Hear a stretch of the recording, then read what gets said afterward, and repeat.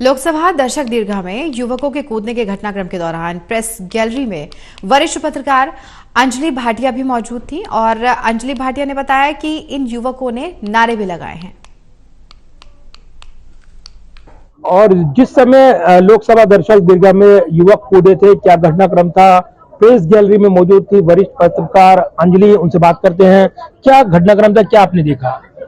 शून्यकाल चल रहा था जिस टाइम पे ये घटना घटी और उसी वक्त हम देखते हैं कि लास्ट 1 बजे का टाइम था, 1:05 2 मिनट ही हुए थे। इतने में हमने देखा कि सामने की गैलरी से, जो बिल्कुल पीठासीन यानी कि जहां पर हमारे अध्यक्ष बैठते हैं, बिल्कुल सामने वाली गैलरी से एक आदमी नीचे कूदा और लगातार जंप करता करता, यानी कि किसी के हाथ में था, लगातार जंप करते करते वो जब 3 बेंच पहले वो जब पहुंचता है और वहां से अपना जूता खोलता है, ओपन करता है और उसमें से वो एक स्प्रे निकालता है और स्प्रे जैसे ही वो ऊपर करता है, इतने में हनुमान बेनीवाल जी जो उसी बेंच पर बैठे होते हैं वो उसको एकदम ग्रिप करते हैं। जैसे ग्रिप करते हैं तो देखते हैं कि वो इतने में वो शोर मचाता है कि भाई तुम मुझे क्यों मार रहे हो, क्यों मुझे पकड़ा है, मैं तो यहाँ का देशभक्त हूँ और मैं यहाँ प्रोटेस्ट करने आऊँ, मुझे प्लीज प्रोटेस्ट करने दिया जाए। वो ऐसे जोर जोर से चिल्लाने लगता है, लेकिन बेनीवाल जी इतने में उसको पूरी तरह से ग्रिप करके 2-3 उसको लगाते हैं। इतने में देखते हैं कि सेकंड एक आदमी और नीचे गिरता है और वो सीधा फ्लोर पे जाके गिरता है और फ्लोर पे गिरने पर इतने में गुरजीत सिंह ओझला जी वहां आती है और वो अपने उतने में ही शूज में से ही फिर वो 2 कलर्स निकालता है पूरे के पूरे, और कलर्स निकालते ही उसका स्प्रे करता है। उस स्प्रे के अंदर इतनी स्मेल होती है, जैसे केमिकल होता है,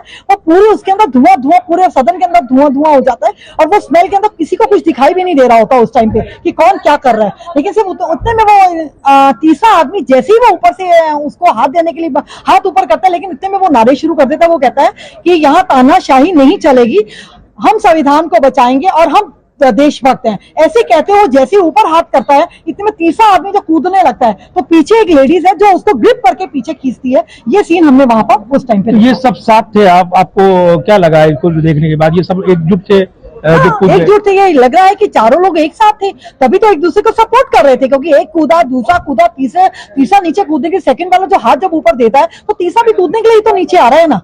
और जो लेडीज है वो शायद मेकल उनके प्रोटेस्ट उनको बचाने के लिए थी वहां पर। और विजिटर्स जो आते हैं उनकी गहन सिक्योरिटी जांच होती है, लेकिन वो जूते में छिपाकर एक केमिकल को ले आते हैं।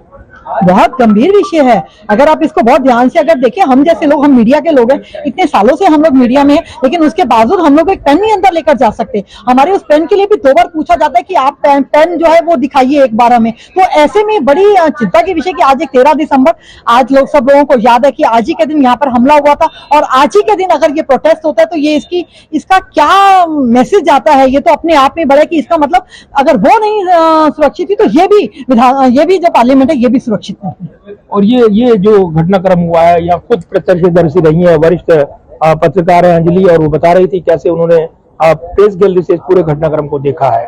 Pradeep Kumar, total news Delhi.